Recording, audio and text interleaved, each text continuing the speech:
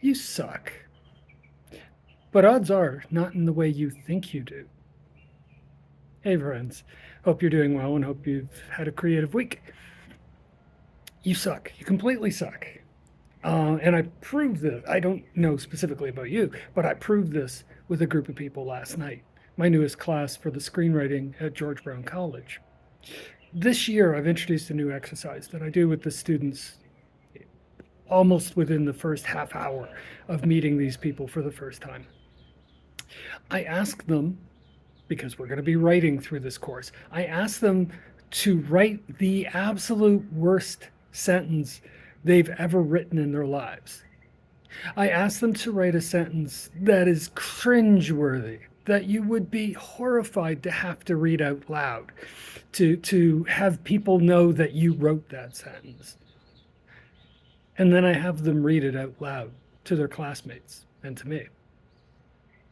Student by student. Last night's class, 14 students. The previous session's class, between two classes, it was at least 20, 25 students.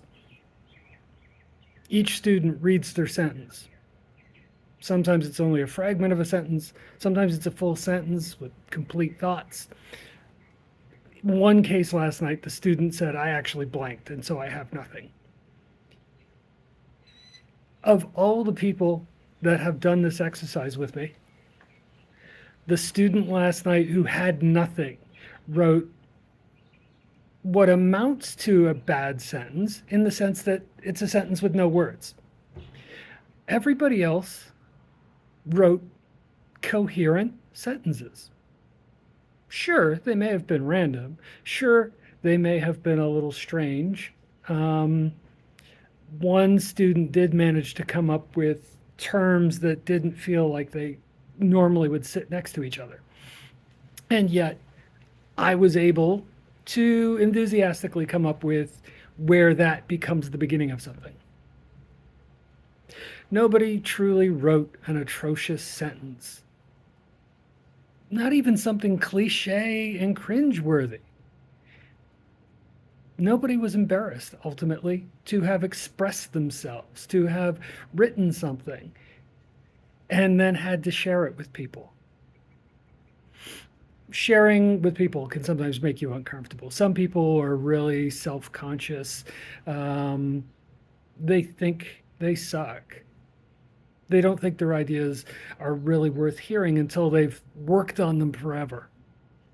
But the reality is, your first pass is often brilliant. Needs work for it to become, to really hone your message, to hone your craft. And yeah, you got to go through repetition. But you don't completely suck. That's the hard part. Is writing badly is the hard part. Writing anything is easy. You just write. You write knowing that you can make it better. Write to know that once it's on the page, I can see it and I can begin to edit it. I can make it better. I can see where it's weak and I can strengthen it. I can see where the language is not very evocative and I can make it more evocative. I can see where maybe the sentence lacks a little bit of clarity, and so I rewrite it to incorporate clarity. You suck at being bad. We all suck at being bad, because the fact that we're passionate enough to sign up, in this case, sign up for a class on screenwriting, indicates we've read a lot, we've seen a lot, we've watched a lot of movies, we understand story structure from a chromosomal cultural sense, even if we don't necessarily understand it from an intellectual sense. Thing is, the intellectual sense can be gained by taking classes, among other things. So many of the students last night commented, they didn't know much about writing, but they were mostly self-taught. Even if you take a class, you're still self-taught. I can present things to the class. I can talk to the class. I can show them what other thinkers have thought. But it's up to each individual student. It's up to you to figure out what works for you. To experiment, to try, to fail. right? Again, permission to suck. So this is a writing class. This is creative writing. This is personal writing. This is coming up with stories. Your passion, if it's not in writing, if it's not in creative writing or fictional writing, um, I'm sure it has its own variation on what I just said, right? You can't completely suck because you're making an effort. You can't completely suck because you've gotten yourself to the point where you're trying and where you're maybe taking a class or experimenting at home with your own, woodworking or auto mechanics or painting or music or whatever, right? When I took dance classes all those years ago and felt like I completely sucked at dancing, and I was not even remotely the best student in the room. I also wasn't the worst student in the room. And it's not about comparing yourself to your classmates, but still, I could see improvement. I could see that I moved. I asked questions to help me understand the rhythm of the music and understand the physical movements I needed to make because I knew I needed to ask those questions. It didn't come instinctively to me, and yet it did because I've seen dance, because I've listened to music all my life. So you suck at sucking. You suck potentially at application. You are terrified that you suck colossally, and therefore you don't necessarily try. And even that, you've probably become, if that's a big thing for you, you've probably become pretty damned expert at finding reasons to not try.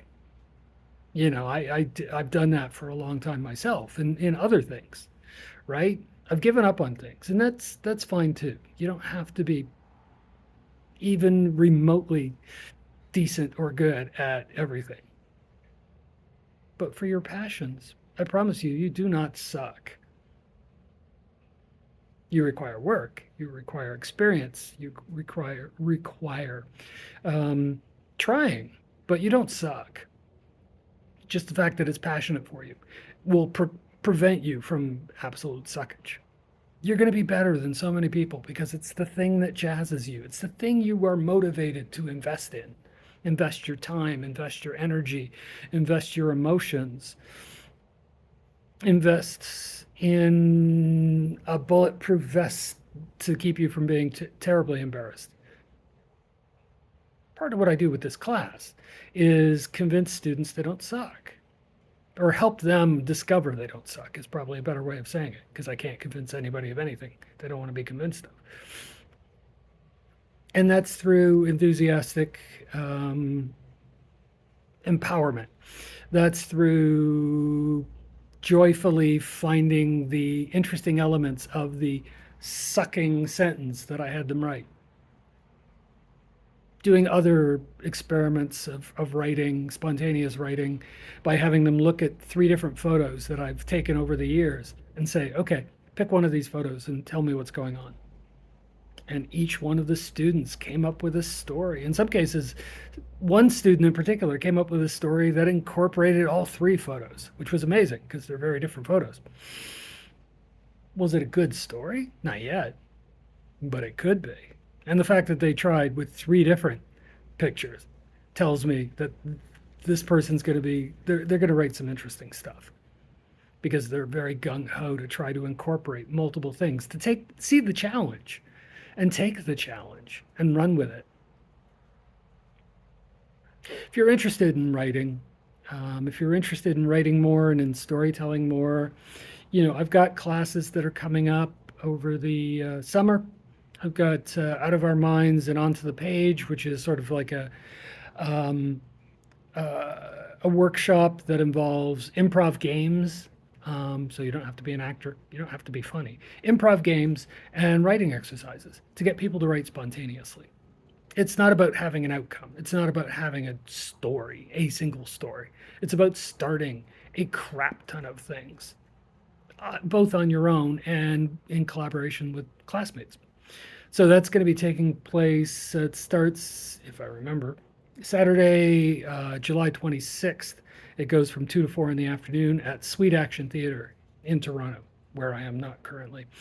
It's going to be 6 Saturday afternoons of just screwing around and playing and having fun and not worrying about being good at something, because everyone's going to be fantastic if they're just open enough to doing it, right?